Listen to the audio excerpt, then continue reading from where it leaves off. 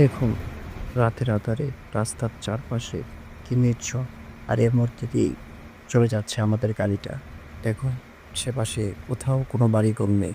কয়েক কিলোমিটার পর্যন্ত কোনো বাড়িঘর নেই। শুধু নির্জন এলাকা।